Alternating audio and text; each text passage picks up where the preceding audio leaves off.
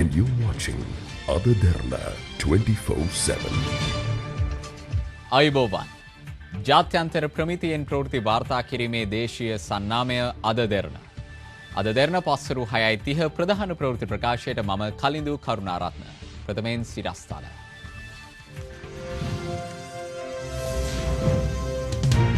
අයවැය දෙවන වර කියවීමේ විවාදය ඇරඹේ. ආබාධිත රණවිරුවන්ට පහර දීම ගැන සොයා බලන බව අගමැති කියයි. අයවැයෙන් වාහන මිල වෙනස් වන හැටි. ආවා කණ්ඩායමට සම්බන්ධ තවත් පුද්ගලයින් 4 දෙනෙකු රිමාන්ඩ්. ට්‍රම්ප් ඔබාමා හමුවෙයි. ට්‍රම්ප්ට එරෙහි විරෝධතා තවදුරටත්. අයවැය දෙවැනි වර කියවීමේ විවාදය අද ආරම්භ වුණා.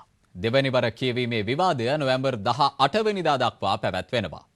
මේ අතර පසුගියදා විශ්‍රාමික ආබාධිත රණවිරුවන්ට එල්ල වූ ප්‍රහාරය සම්බන්ධයෙන්ද අද පාර්ලිමේන්තුවේදී අවධානය යොමු වුණා. ඊයේ මම දැක්කා මහින්ද රාජපක්ෂ හිටපු ජනාධිපතිතුමා කියන මේ අයවැයෙන් වැඩක් නැහැ කියලා. මේ අයවැයේදී මිනිස්සුන්ට කොච්චර සහන දීලා තියෙනවද? ඒ ඔක්කොම වැඩක් නැහැ කියලාද කියන්නේ? ඔබතුමන්ලා හිතනවා නම් අපි බලය ගත්තේ ලිමිටඩ් ඕවර්ස් මැච් එකක් ගහන්න ආවා කියලා. ඒක වැරදි. අපි ආවේ ටෙස්ට් මැච් එකක් ගන්න. හැබැයි ඊයේ දවසේ මේ අයවැය කතා ඉවර වෙද්දී ජනතාව හොල්මන් වෙච්ච මට්ටමක තමයි ඉන්නේ. මොකද රවි කරුණානායක මුදල් අමාත්‍යතුමා සිංහලෙන් සහන පොඩ්ඩක් පෙන්නලා ඉංග්‍රීසි භාෂාවෙන් බදු ගොඩාක් පැටවුවා. ඒවා ක්‍රියාත්මක වෙනකොට ජනතාව තව හොල්මන් වෙනවා. ඇයි මේ වාක්‍යයක් කියුවේ මේ තියෙන විශ්‍රාම වැටුප් ක්‍රමය කාල බෝම්බයක් කියලා? කොහෙද පුපුරන්නේ? මේ රටේ ඊට වඩා පුපුරනේව නැද්ද? මේ රටේ වංචා කරනේවා, හොරකම් කරනේවා, කෝටි ගණන් කොමිස් ගන්නේවා. ඒවා කාල බෝම්බ නෙමෙයිද? තමුන්නාන්සලා ඒවා ගැන වචනයක්වත් දාන්න නැතුව අහිංසක රජයේ රටට සේවය කරපු විශ්‍රාමික ජනතාවගේ විශ්‍රාම වැටුප කාල බෝම්බයක් කියන. එහෙනම් මේ 225 දෙනා අවුරුදු 5ක් ඉන්නකොට අදාළ වෙන මරණකම් ලබන විශ්‍රාම වැටුප මොකද්ද? ඒක පරමාණු බෝම්බයක්. ජනතාවට බදු බර පැටවුවය, ජනතාවට බදු පිටපදු ගැහුවයි කියලා ජනප්‍රිය සටන් පාට කියලා මෙරට ගොඩ ගන්න බෑ. ධනපති බංග වේවා කී කම්කරු උසුගැන්වීම් තුලින් තමයි කොළඹ වරාය වැට්ටුවේ. ඒකෙන් තමයි ලී කුවාන් වූට අවස්ථාවක් ලැබුණේ සිංගප්පූරුව බලගතු ස්ථානයක් බවට පත් කරන්න. එතුමාගේ ජීවිත කතාවේ එතුමා පැහැදිලිව කියලා තියෙනවා ලංකාවේ වෘත්තීය සමිති ව්‍යාපාරයට ජය වේවා කියලා සිංගප්පූරුව ගොඩනගන්න කරපු උදව්වට. බදු ගහලා නැත්නම් මලමිනියට විතරයි. රත්වත්තේ මන්ත්‍රීතුමා කියනවා බදු ගාලා නැත්නම් මලමිනියට විතරයිලු. නමුත් මිනි පෙට්ටියටයි අර ඇඳුම් වලටයි ඉහින සෙන්ට් වලටයි බදු අය කරලා තියෙනවා. ඒක නිසා බොහෝ මරණ ගෙවල් වල ලියලා තියෙනවා මරණයේ දුකක් වන්නේ මියගිය අයට නොව ජීවත් වෙන අපිටේ කියලා. මොකද බිල් ගෙවන්න තියෙන්නේ අපිට වෙන නිසා. ඒක එසේ වන්නේ වී නමුත් අධ්‍යාපන වියදම කපලා මේ දරුවන්ට ලැප්ටොප් දෙනවා, ටැබ් දෙනවා, ටොපි දෙනවා, බුල්ටෝ දෙනවා. මේ ඔක්කොම කතා කියන්නේ මේක වහ ගැනීම සඳහා. මම නම් මුදල් ඇමතිතුමාට එච්චර දොස් කියන්න හරියන්නේ නැහැ. ජොකිය මාරු කළා වැඩක් නැහැ. ජොකියයි අස්සෙයි දෙන්නම මාරු කරන තත්වයට මේ අයවැය ලේඛනයට විරුද්ධව අපි ඡන්දෙ දෙනවා. මම දැක්කා ඊයේ විවාදයක් බලන් ඉන්නකොට ප්‍රශ්නයක් අහනවා මේ පාසල් දරුවන්ට මේ ටැබ් 1,75,000කුයි ගුරුවරුන්ට 28000කට දෙනවට වඩා හොඳ නැද්ද සපත්තු නැති අයට සපත්තු දෙනවයි කියලා. ගරු සභාපතිතුමනි කනගාටු වෙනවා. සාක්ෂරතාවයේ 98%ක් තියෙනවයි කියලා කියන අපේ රටේ මෙවැනි ප්‍රශ්නයක් අහපු එක ගැන. ටැබ් එකකින් කරන වැඩේ කකුලේ දාන සපත්තුවකින් කරන වැඩේ දෙකම එකක් නෙවෙයි. මෙන්න මේක තමයි හිතන ආකාරය. මේක වෙනස් කරන්න ඕනේ. ආබාධිත රණවිරුවන් වෙත කඳුළු ගෑස් ප්‍රාහාරය, අධිජල ප්‍රාහාරය, රබරුණ්ඩ ප්‍රාහාරයන් එල්ල කිරීම ඉතාමත් අමානුෂික ක්‍රියාවක්. ඒ සාකච්ඡා ඉල්ලීම් ඔක්කොම දුන්නෑන් පස්සේ කොහොමද මේ සිද්ධිය ඇතුනේ කියලා තමයි අපිට හොයලා බලන්න තියෙන්නේ. අනික එතෙන්ට කොහොමද ආබාධිත සංඝයා වහන්සේ පැමිණියේ කියන එකත් විශාල ප්‍රශ්නයක්. ආබාධය කියන්නේ බුද්ධ ආගමෙන් ආබාධිත වෙලා. නැත්තම් ඇඟේ මේකක් නැහැ. මෙහෙම රණවිරුවන්ට හිරිහැරකරණය ගැන ඒක කරපු පොලිස් නිලධාරීන් එහෙම ඉන්නවා නම් ඒගොල්ලෝ ඉවත් කිරීම ගැන අපේ අවධානය යොමු වෙනවා. මේ සංඝයා වහන්සේත් කවුරුවත් හිටියේ නැහැ. සරත් ෆොන්සේගෙන් හිරිය දැම්මහම කීසරයක් සෝබිත හාමුදුරුවෝ ගියාද? සෝබිත හාමුදුරුවෝ සංගරුවණක් හැටියට නේ ගියේ. අගමැතිතුමා පිළිගන්නවාද මේ ආබාධිතයන්ට ගහපු එක වැරදි කියලා? ඇස්කම් ඇහෙන්නේ නැති, අස්පේන් නැති අයට ගහන එක හරිද? නෑ නෑ. ආබාධිතයන්ට ගහන එක වැරදි. ආබාධිතයන් උසි ගන්නලා ආබාධිය මුවාවෙන් ඇවිල්ලා ප්‍රශ්න ඇති කරන එකත් වරද්දා. මම සෝබිත ස්වාමින් වහන්සේ ගැන කිව්වේ නෑ. මං හිතුවේ මං මෙතන හිටපු සංඝයා වහන්සේ එතන හිටියේ නෑ කියලා. දුටුගැමුණු මහරජුරුවෝ එලාර සමග සටනට යනකොටත් මහා සංඝරත්නය ගියා. අගමැතිතුමා නොදන්න කතා කියන්න එපා. හැමදාම රණවිරුවෝ මහා සංඝරත්නය හිටියා. හැම වෙලේම විරුවන් රටේ මහා සංඝරත්නය කැප වුණා. ඒ නිසා ඒක නොදන්න අගමැති අල වෙලා තියෙනවා. ඒකයි මෙතන දුටු ගැමුණු රජුරෝ කිසි දවසක ප්‍රභාකරන් එක ගිවිසුමක් ගහලා මාගම සිංහාසනය ගත්තේ නැහැ. පසුගියදා පැවති රණවිරු විරෝධතාවය අතරතුරදී කඳුළු ගෑස් උණ්ඩයක් වැදී රෝහල්ගත කළ රණවිරුවාගේ ඇස අද වන විට නොපෙනෙන බව එම මහතාගේ බිරිඳ පවසනවා. ඇය මේ බව සඳහන් කළේ අද කොළඹදී පැවති මාධ්‍ය හමුවකට එක්වෙමින්. කඳුළු ගෑස් උණ්ඩයක් කෙලින්ම ගිහිල්ලා ඔහුගේ ඇහැට වැදිලා තියෙනවා. ඒකේ ප්‍රතිඵලයක් විදිහට ඔහුගේ මේ දකුණු ඇහැට උඩින් ඒ යකඩ කෑලි ඇතුල් වෙලා ඒක හිස් කබලට පවා වැදිලා තියෙනවා. ඒකත් එක්ක ඇහි දෙකට පුපුරලා දැන් මහලා තියෙන්නේ ඒ දකුණු ඇහැ ඔහුගේ සම්පූර්ණයෙන්ම පෙනෙන්නේ නැහැ. මේ තියෙන්නේ ඡායාරූප රණවිරුවගේ ඡායාරූප. මේ ස්පිරිතාලේදී අපි ගත්ත ෆොටෝ එකක්. ඒතර මේ රටේ ෆීල්ඩ් මාෂල් සරත් පොන්සේක මහත්තයත් කියනවා ඔව් ගැහුවට කමන්නේ මගෙත් බඩවැලේ කොටස් දෙකක් අඩලු අක්මාවල කොටස් අඩියලු ඒ වෙලාවේ කවුරුත් පාරට බැස්සේ නැල්ලු ඒ නිසා දැන් උන්ට ගැහුවට කමන්නේ නැහැ කියලා ඒ මහත්තයත් කියනවා. ඒක තමයි කතන්දරේ. මට දරුවෝ 3 දෙනෙක් ඉන්නවා. මගේ දරුවෝ 3 දෙනාම ඉස්කෝලේ යනවා. මහත්තයා තමයි පුළුවන් විදියට හැමදේම කරේ. මේ මහත්තයාට කිසි දෙයක් දැන් කරගන්න බෑ. මමත් ආබාධිත තත්ත්වයෙන් ඉන්න උකුලට ඔපරේෂන් කරලා ඇවිද ගන්න බෑ මට. මගේ හැමගෙම ඉල්ලා සිටින්නේ කරුණාවෙන්. මං ජනාධිපතිතුමාගෙනුත් වැඳලා ඉල්ලනවා. මට මගේ මහත්තයාගේ සනීප කරලා දෙන්න. මට වෙන කියන්න දෙයක් නෑ. මට වෙන කියන්න කෙනෙක් නෑ. ඇත්තටම මං හරි අසරණයි මගේ දරුවෝ 3 දෙනාත් එක්ක. මගේ මේ දෙවි කෙනෙක් වගේ මගේ මහත්තයාගේ ඇස් දෙක සනීප කරලා දෙන්න මං ඉච්චර ඉල්ලන්නේ. කවුරුත් මොකවත් කියන්නේ. අයවැය බදු සංශෝධනවලට අනුව රථවාහන වර්ග කිහිපයක මිලෙහි වෙනස්කම් සිදුව ඇති බව ලංකා වාහන ආනයනකරුවන්ගේ සංගමය පවසනවා. මේ අනුව මෝටර් රථ කිහිපයක මිල ඉහළ ගොස් ඇති අතර විද්‍යුත් මෝටර් රථවල සහ ඇතැම් වෑන් රථවල මිල පහළ ගොස් තිබෙනවා. The big story. 2017 වර්ෂය සඳහා ඊයේ පාර්ලිමේන්තුවට ඉදිරිපත් කරනු අයවැය යෝජනා අතර පසුගිය අයවැයේදී මෝටර රථ සඳහා හඳුන්වා දුන් එන්ජින් ධාරිතාවය මත පදනම්ව නිෂ්පාදන බදු අය කිරීමේ ක්‍රමය යතුරු පැදි සඳහාද යෝජනා කරනු අතර කිලෝවොට් 100ට අඩු ඉලෙක්ට්‍රික් මෝටර රථ සඳහා නිෂ්පාදන බද්ද අඩු කිරීමටද යෝජනා කෙරුණා.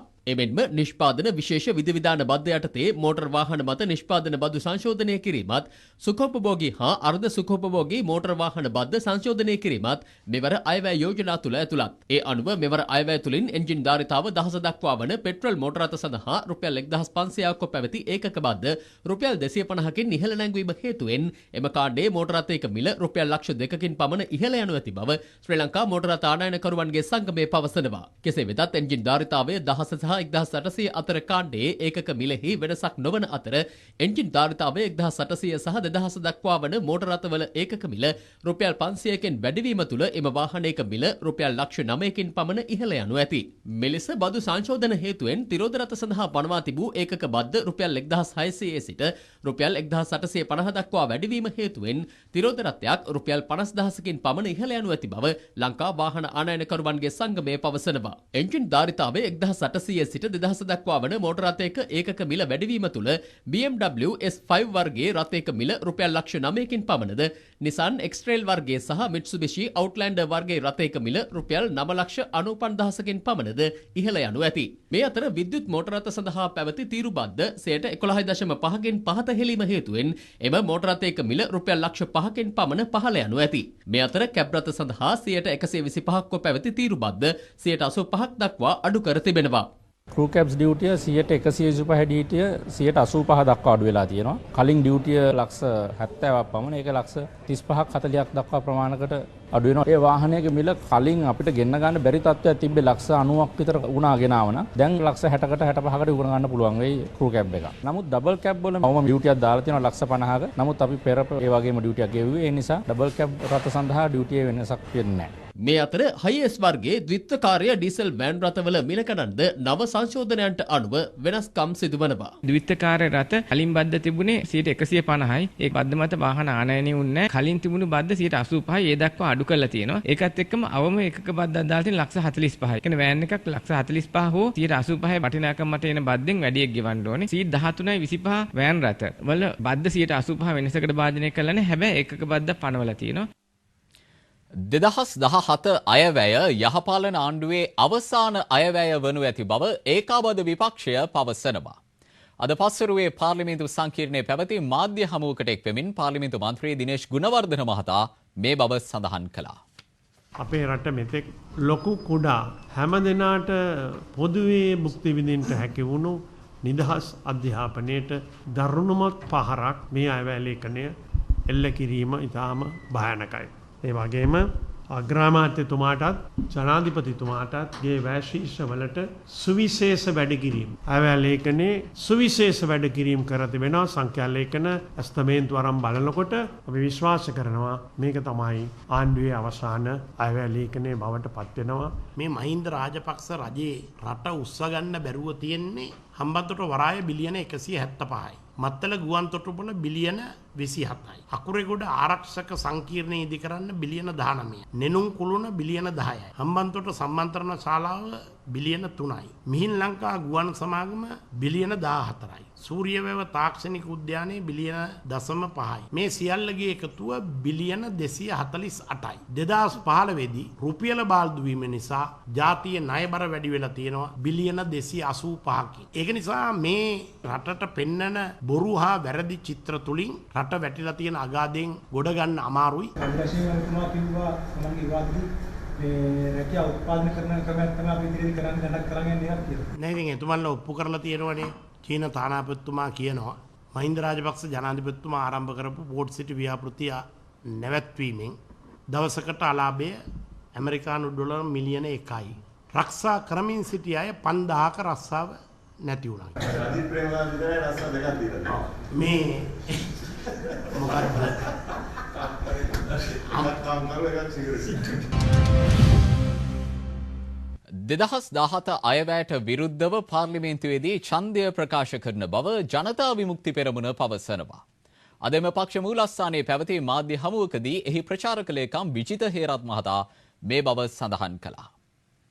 ණයවලින් තමයි මේ අයවැය හිඟේ විශාල පංගුවක් බේරගන්න ආණ්ඩුව උත්සාහ කරන්නේ. ණය මත දුවන ආර්ථිකයක්. ඒ කියන්නේ 2017 මේ රටේ ජනතාව මත අලුතෙන් එකතු වෙන බදු ප්‍රමාණයේ වටිනාකම රුපියල් කෝටි 39000. දැන් ණය බදු දඩවලින් පිරිච්ච අයවැයක් තමයි රවි කරුණානායක මහත්තයා ඉදිරිපත් කළා තියෙන්නේ. කාබන් බද්ද දුම් පරීක්ෂාවේ ගාස්තුවත් එකට එකතු කරලා අලුතෙන් දැන් කාබන් බද්ද කියලා එකක් හඳුන්වලා තියෙනවා. නඩුගොඩ ගෙහිච්ච එක අඩු කරගන්න අරුම පුදුම යෝජනාවක් ගෙනවා ආණ්ඩුව. හැම නඩුවකින්ම ගාස්තුවක් අය කරගන්න. මේක මහ පුදුම තීන්දුවක්. ආණ්ඩුව කතා කරනවා Wi-Fi කලාප ඇති කරන්න ඕනේ, ෆ්‍රී Wi-Fi zones පිහිටවනවා. ඒ ඔක්කොම කියන ගමන් ගැහුවා අන්තර්ජාල බිලට 125ක බද්දක්. දැන් SIM කාඩ් එක ඇක්ටිව් කරන්නත් තව රුපියල් 200ක් ගෙවන්න. ජ්‍යෙෂ්ඨ පුරවැසියන් සඳහා ඒ මුදල් තැන්පතු සඳහා බදු නිදහස් කරලා වැඩි පොලි අනුපාතකයක් දී. නමුත් මේකෙන් ඒක සීමා කරලා තියෙනවා. දැන් රනිල් වික්‍රමසිංහ මහත්තයා කතා කරේ ඡන්ද කාලේ බයිසිකලෙන් යන්න ඕනේ නැහැ. හැමෝටම තරුණයන්ට කාර් එකක් දෙනවා. හැබැයි දැන් 50%යි ලීසින් පහසුකම දෙන්නේ. රවට්ටන්න උසස් පෙළ ළමයින්ට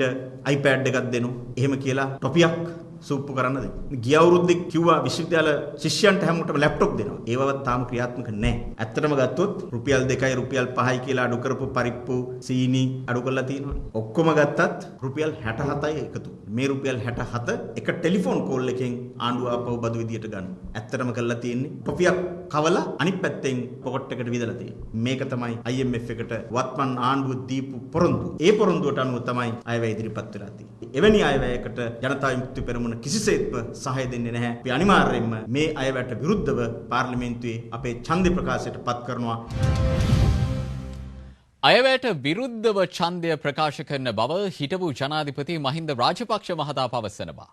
ගාල්ලේ පැවති උත්සවයකට සහභාගී වීමෙන් අනතුරුව මාධ්‍යවේදී නැගූ ප්‍රශ්නවලට පිළිතුරු ලබා දෙමින් හිටපු ජනාධිපතිවරයා මේ බව ප්‍රකාශ කළා.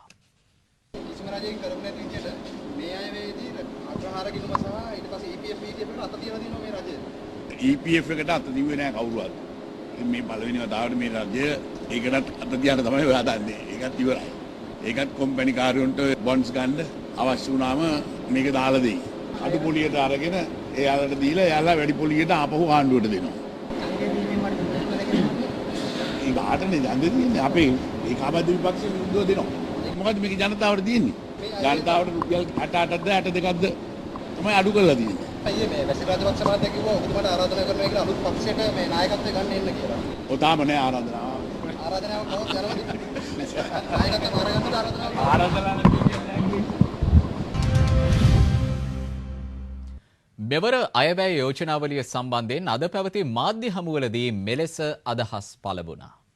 ජනතාව අප්‍රමාණවර ජනවාරි 8 වෙනිදා රවට්ටපු එකේ අනිත් කොටස තමයි මේ කියේ. අගෝස්තු මාස 17 වෙනිදා තව බොරු ටිකක් කිව්වා. ගිය අයවැය තව බොරු ටිකක් කිව්වා. මේ අයවැය තව බොරු ටිකක් කිව්වා. මේ ආණ්ඩුව කරන වැඩවලට මිනිස්සුන්ට තියෙන දැන් ඉවසීම පුරුදු වෙන්න. එකම එක දේ ඉවසීම පුරුදු වෙන්න තියෙන්නේ අඩි ගොඩක් අවුස්සලා ඒකට පස්ස තියාගෙන ඉවසීම පුරුදු වෙන්න කියලා තමයි මේ ආණ්ඩුවේ වැඩවලට මෙරටේ ජනතාවගෙන් ඉල්ලන්න තියෙන්නේ. ඒ තරම් අයවැයකින් ලබා දිය යුතු උපරිම සහන ලබා දීලා 2017 වසර මහා සංවර්ධන සුනාමිය මහා ඓතිහාසික සංවර්ධන විප්ලවයක් දියත් කරන අපි රජයක් හැටියට කැප වෙනවා ඉස්තිරයි. මුංගට රුපියල් 15කින් පරිප්පු කිලෝ රුපියල් 10කින් අර්ථාපල් හාල් මැස්සෝ භූමි තෙල් රුපියල් 5කින් සුදු සීනි රුපියල් 2කින් ගෑස් මිල රුපියල් 25කින් වගේ අඩු කළා. ඒ ටික එකතු කරලා බැලුවා. රුපියල් 67යි එන්නේ. බත් මාසෙට ගණන් හැදුවත් රුපියල් 250කට වඩා අඩුයි. ඇවි මේ අයවැයෙන් දුන්නා කියන සහන. දැන් අපි පොරොන්දු වුණා මැතිවරණයේදී සෞඛ්‍යයට දලදේශීය නිෂ්පාදනයෙන් 3% වියදම්.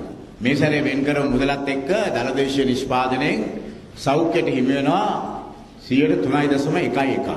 අපි පොරොන්දුනේ 3%. අධ්‍යාපනයට 6% තාම ආවේ නැහැ. මේ අවුරුදු වෙනකොට 4.1ක් වෙන් කරලා තියෙනවා. නමුත් පොරොන්දු වෙලා තියෙන මුදල් ඇමතිවරයා සෞඛ්‍යයට සහ අධ්‍යාපනයට මීටත් වඩා තව මුදල් අවශ්‍යතාවය තියෙනවා නම් ඒ මුදලුත් තවදුරටත් ලබා දෙනවා අතරමඟ. මේ තරම් ඩෙන්කුටන් ගහන්න ඕනේ නැහැ ඇවැයක් කියනකොට මේ වෙලෙන් දැන්වීම දාන්න අවශ්‍ය නැහැ ඇවැයකට. ඒගොල්ලෝ පෙන්නනවා බිල්ලෝ. දැන් ඖෂධ සම්බන්ධ ප්‍රශ්නේ ගන්නකො. ඒක තක්කඩිකමන්නේ. මේ සේනක බිබිලගේ නම ඒ නමක් විනාශ කරනවානේ. ඖෂධවල මිල අඩු වෙනවා.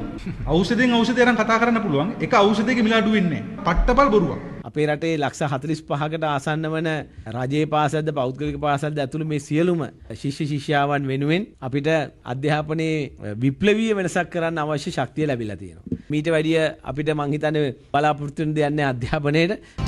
මිල රුපියල් ලක්ෂ 9කින් පමණද Nissan X-Trail වර්ගයේ සහ Mitsubishi Outlander වර්ගයේ රථයක මිල රුපියල් 9,95,000කින් පමණද ඉහළ යනු ඇති. මේ අතර විද්‍යුත් මෝටර රථ සඳහා පැවති තීරු බද්ද 11.5කින් පහත හෙලීම හේතුවෙන් එම මෝටර රථයක මිල රුපියල් ලක්ෂ 5කින් පමණ පහළ යනු ඇති. මේ අතර කැබ් රථ සඳහා 125ක්ව පැවති තීරු බද්ද 85ක් දක්වා අඩු කර තිබෙනවා.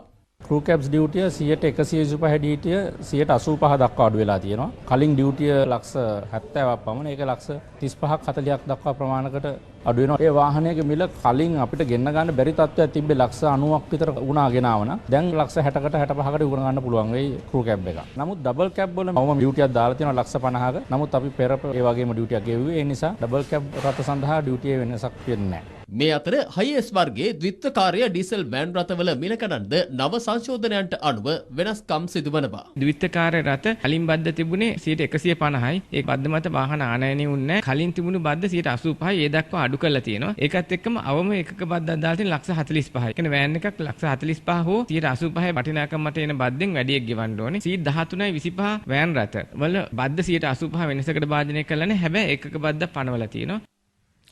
2017 අයවැය යහපාලන ආණ්ඩුවේ අවසාන අයවැය වනු ඇති බව ඒකාබද්ධ විපක්ෂය පවසනවා. අද පස්වරුවේ පාර්ලිමේන්තු සංකීර්ණයේ පැවති මාධ්‍ය හමුවකට එක්වෙමින් පාර්ලිමේන්තු මන්ත්‍රී දිනේෂ් ගුණවර්ධන මහතා මේ බව සඳහන් කළා. අපේ රට මෙතෙක් ලොකු කුඩා හැම දෙනාට පොදුවේ භුක්ති විඳින්න හැකි වුණු නිදහස් අධ්‍යාපනයට දරුණුමත් පහරක් මේ අයවැය ලේඛනය එල්ල කිරීම ඉතාම භයානකයි.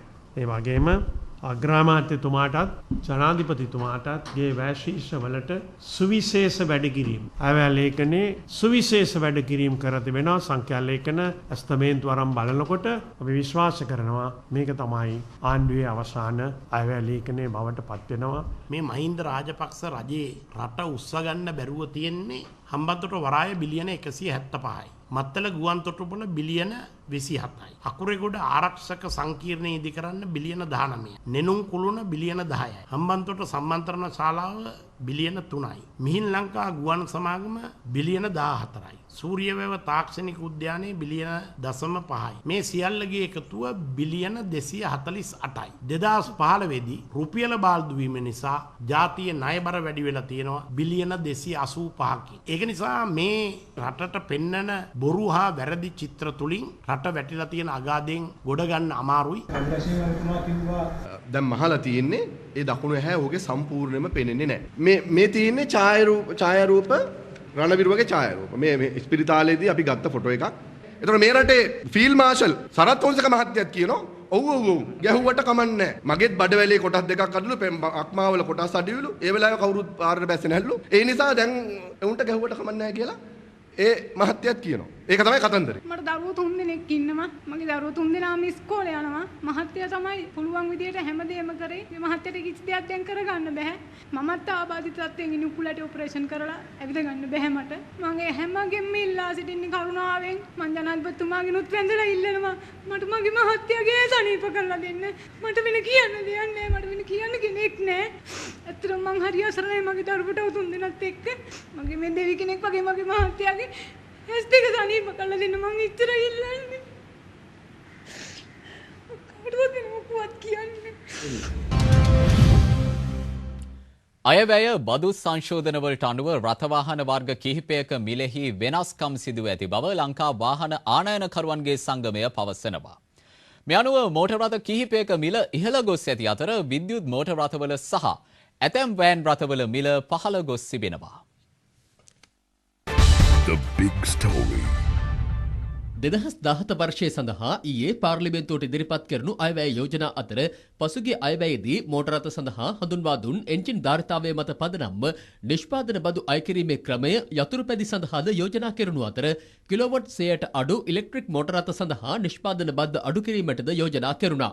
එමෙන්ම නිෂ්පාදන විශේෂ විධිවිධාන බද්ද යටතේ මෝටර් වාහන මත නිෂ්පාදන බදු සංශෝධනය කිරීමත් සුඛෝපභෝගී හා අර්ධ සුඛෝපභෝගී මෝටර් වාහන බද්ද සංශෝධනය කිරීමත් මෙවර අයවැය යෝජනා තුළ ඇතුළත්. ඒ අනුව මෙවර අයවැය තුළින් එන්ජින් ධාරිතාව 1000 දක්වා වන පෙට්‍රල් මෝටර් රථ සඳහා රුපියල් 1500ක් පැවති ඒකක බද්ද රුපියල් 250කින් ඉහළ නැංවීම හේතුවෙන් එම කාණ්ඩයේ මෝටර් රථයක මිල රුපියල් ලක්ෂ 2කින් පමණ ඉහළ යනු ඇති බව ශ්‍රී ලංකා මෝටර් රථ ආනයනකරුවන්ගේ සංගමය පවසනවා. කෙසේ වෙතත් එන්ජින් ධාරිතාවය 1000 සහ 1800 අතර කාණ්ඩයේ ඒකක මිලෙහි වෙනසක් නොවන අතර එන්ජින් ධාරිතාවය 1800 සහ 2000 දක්වා වන මෝටර් රථවල ඒකක මිල රුපියල් 500කින් වැඩිවීම තුළ එම වාහනයක මිල රුපියල් ලක්ෂ 9කින් පමණ ඉහළ යනු ඇති.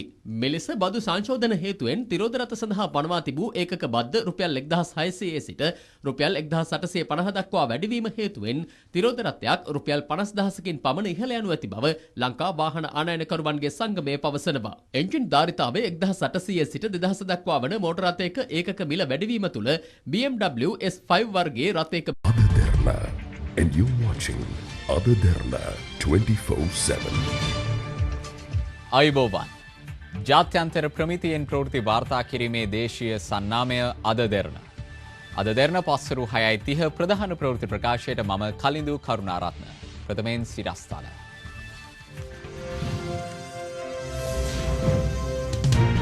අයවැය දෙවනවර කියවීමේ විවාදය ඇරඹේ.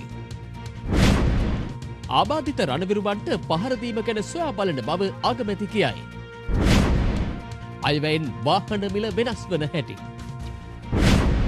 ආවා කණ්ඩායමට සම්බන්ධ තවත් පුද්ගලයින් 4 දෙනෙකු රිමාන්ඩ්. ට්‍රම්ප් ඔබාමා හමුවෙයි. ට්‍රම්ප්ට එරෙහි විරෝධතා තවදුරටත්. අයවැය දෙවැනි වර කියවීමේ විවාදය අද ආරම්භ වුණා. දෙවැනි වර කියවීමේ විවාදය නොවැම්බර් 18 වෙනිදා දක්වා පැවැත්වෙනවා. මේ අතර පසුගියදා විශ්‍රාමික ආබාධිත රණවිරුවන්ට එල්ල වූ ප්‍රහාරය සම්බන්ධයෙන්ද අද පාර්ලිමේන්තුවේදී අවධානය යොමු වුණා.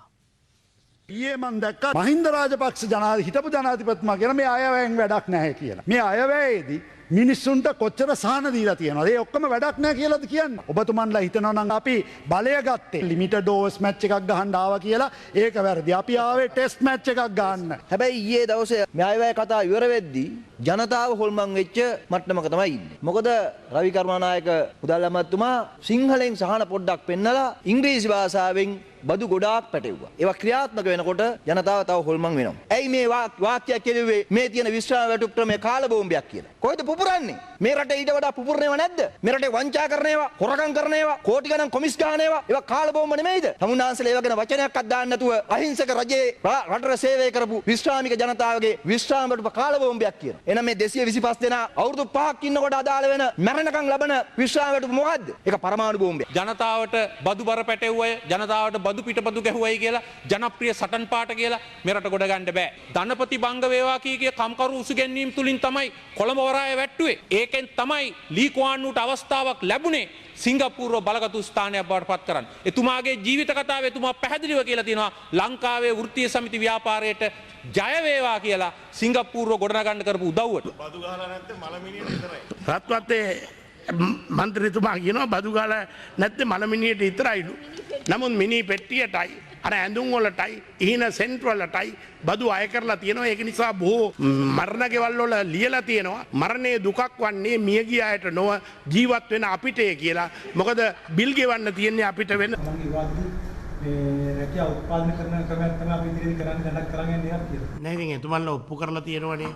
චීන තානාපතිතුමා කියනවා මහින්ද රාජපක්ෂ ජනාධිපතිතුමා ආරම්භ කරපු පෝට් සිටි ව්‍යාපෘතිය නැවැත්වීමෙන් දවසකට අලාභය ඇමරිකානු ඩොලර් මිලියන 1යි. රක්ෂා කරමින් සිටි අය 5000ක රස්සාව නැති වුණා. රජිත් ප්‍රේමදාස විතරයි රස්සාව දෙකක් දීලා. මේ මොකක්ද?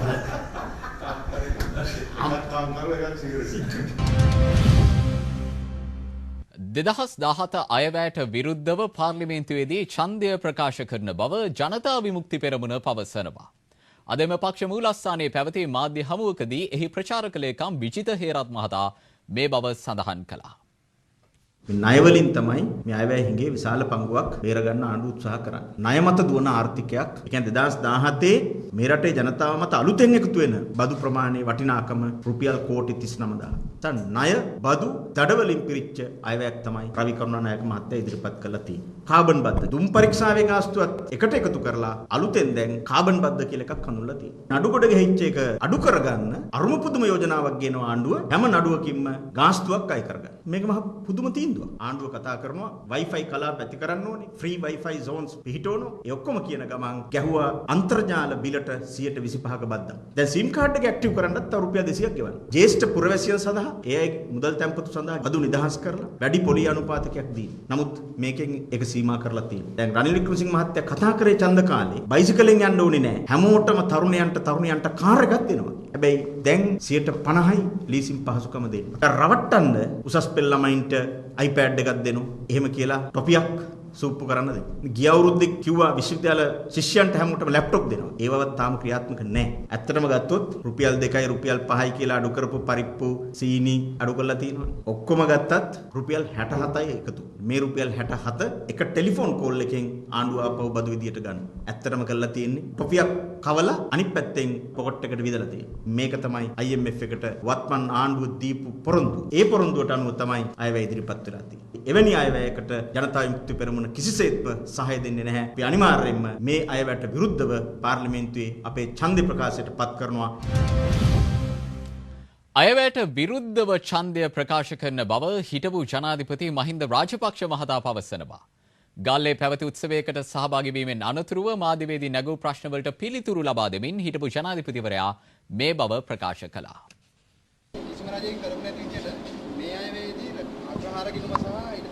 නිසා ඒ කෙසේ වන්නේ වී නමුත් අධ්‍යාපන වියදම කපලා මේ දරුවන්ට ලැප්ටොප් දෙනවා ටැබ් දෙනවා ටොපි දෙනවා බුල්ටෝ දෙනවා මේ ඔක්කොම කතා කියන්නේ මේක වහ ගැනීම සඳහා මම නම් මුදල් ඇමතිතුමාට එක්තර දොස් කියන්න හරියන්නේ නැහැ ජොකිය මාරු කළා වැඩක් නැහැ ජොකියයි අස්සෙයි දෙන්නම මාරු කරන තත්වයට මේ අයවැය ලේඛනයට විරුද්ධව අපි ඡන්ද දෙනවා මම දැක්ක ඊයේ විවාදයක් බලන් ඉන්නකොට ප්‍රශ්නයක් අහනවා මේ පාසල් දරුවන්ට මේ ටැබ් 1,75,000කුයි ගුරුවරුන්ට 28000කට දෙනවට වඩා හොඳ නැද්ද සපත්තු නැතියට සපත්තු දෙනවයි කියලා ගරු සභාපතිතුමනි කනගාටු වෙනවා සාක්ෂරතාවයේ 98%ක් තියෙනවයි කියලා කියන අපේ රටේ මෙවැනි ප්‍රශ්නයක් අහපු එක ගැන ටැබ් එකකින් කරන වැඩේ කකුලේ දාන සපත්තුවකින් කරන වැඩේ දෙකම එකක් නෙවෙයි මෙන්න මේක තමයි හිතන ආකාරය මේක වෙනස් කරන්න ඕනේ ආබාධිත රණවිරුවන් වෙත කඳුළු ගෑස් ප්‍රාහාරය අධිජල ප්‍රාහාරයක් රබරුණ්ඩ ප්‍රාහාරයන් එල්ල කිරීම ඉතාමත් අමානුෂික ක්‍රියාවක්. ඒ සාකච්ඡා ඉල්ලීම් ඔක්කොම දුන්නෑන් පස්සේ කොහොමද මේ සිද්ධිය ඇතුනේ කියලා තමයි අපිට හොයලා බලන්න තියෙන්නේ. අනික එතෙන්ට කොහොමද ආබාධිත සංඝයා වහන්සේ පැමිණියේ කියන එකත් විශාල ප්‍රශ්නයක්. ආබාධය කියන්නේ බුද්ධ ආගමෙන් ආබාධිත වෙලා. නැත්තම් ඇඟේ මේක නැහැ. මෙහෙම රණවිරුවන්ට හිරිහැරකරණය ගැන ඒක කරපු පොලිස් නිලධාරීන් එහෙම ඉන්නවා නම් ඒගොල්ලෝ ඉවත් කිරීම ගැන අපේ අවධානය යොමු වෙනවා. මේ සංඝයා වහන්සේත් කවුරුවත් හිටියේ නැහැ. සරත් ෆොන්සේගෙන් හිරිය දැම්මහම කීසරයක් සෝබිත හාමුදුරුවෝ ගියාද? සෝබිත හාමුදුරුවෝ සංගරුවණක් හැටියට නේ ගියේ. අගමැතිතුමා පිළිගන්නවාද මේ ආබාධිතයන්ට ගහපු එක වැරදි කියලා? ඇස්කම් ඇහෙන්නේ නැති අස්පේන් නැති අයට ගහන එක හරිද? නෑ ආබාධිතයන්ට ගහන එක වැරද්දක්. ආබාධිතයන් උසි ගන්නලා ආබාධිය මුවාවෙන් ඇවිල්ලා ප්‍රශ්න ඇති කරන එකත් වරද්දක්. මම සෝබිත ස්වාමින් වහන්සේ ගැන කිව්වේ නෑ. මං හිතුවේ මං කිව්වේ මෙතන හිටපු සංඝයා වහන්සේ එතන හිටියේ නෑ කියලා. දුටුගැමුණු මහරජුරුවෝ එලාර සමග සටනට යනකොට මහා සංඝරත්නය ගියා. අගමැතිතුමා නොදන්න කතා කියන්න එපා. හැමදාම රණවිරු මහා සංඝරත්නය හිටියා. හැම වෙලේම විරුවන් රටේ මහා සංඝරත්නය කැප වුණා. ඒ නිසා ඒක නොදන්න අගමැති අල වෙලා තියෙනවා. ඒකයි මෙතන දුටුගැමුණු රජුරෝ කිසි දවසක ප්‍රභාකරන් එක ගිවිසුමක් ගහලා මාගම සිංහාසනය ගත්තේ නෑ. පසුගියදා පැවති රණවිරු විරෝධතාවය අතරතුරදී කඳුළු ගෑස් උණ්ඩයක් වැදී රෝහල්ගත කළ රණවිරුවාගේ ඇස අද වන විට නොපෙනෙන බව එම මහතාගේ බිරිඳ පවසනවා. ඇය මේ බව සඳහන් කළේ අද කොළඹදී පැවති මාධ්‍ය හමුවකට එක්වෙමින්. කඳුළු ගෑස් උණ්ඩයක් කෙලින්ම ගිහිල්ලා හොගේ ඇහැට වැදිලා තියෙනවා. ඒකේ ප්‍රතිඵලයක් විදිහට හොගේ මේ දකුණු ඇහැට උඩින් ඒ යකඩ කෑලි ඇතුල් වෙලා ඒක හිස් කබලට පවා වැදිලා තියෙනවා. ඒකත් එක්ක ඇහි දෙකට පුපුරලා